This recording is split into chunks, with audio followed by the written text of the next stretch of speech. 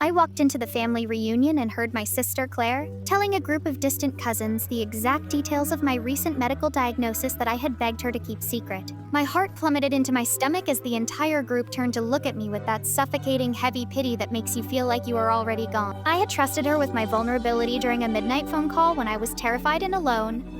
But clearly, my trauma was just fresh currency for her to buy attention at a party. The betrayal felt like a physical weight pressing against my chest, making every breath in that crowded living room feel thin and metallic. Claire has always been the storyteller of the family, the one who needs to be the center of every conversation. But I thought my health would be the one line she wouldn't cross. We grew up sharing everything, and I had defended her through her own messy divorce last year, keeping every sordid detail private even when our mother pressed for information.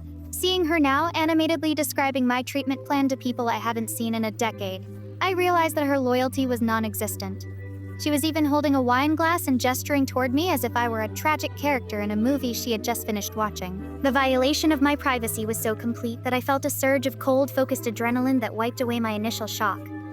I walked straight into the middle of the circle and looked Claire in the eye, watching the fake smile slide right off her face as she realized I had overheard everything. I asked her why she thought my private medical records were a suitable topic for a Saturday afternoon gathering, and the silence that followed was so sharp it felt dangerous. One of the cousins tried to say they were just concerned, but I shut that down immediately by telling them that concern involves a phone call to me, not a gossip session behind my back. Claire tried to play it off as her being overwhelmed and needing support, but I told her that she wasn't the one who was sick, so she didn't get to claim the victim role in this story.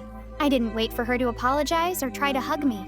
I turned around and walked out of the house, ignoring our mother calling my name from the porch. I spent the drive home realizing that Claire had spent her whole life treating my boundaries as suggestions, and I was finally done being the content for her social life. I blocked her number that evening and sent a group text to the rest of the family, stating that if they wanted to know how I was doing, they could ask me directly or not at all. It was a massive shift in our family dynamic, but the relief of knowing she couldn't hurt me with my own secrets anymore was worth the temporary awkwardness.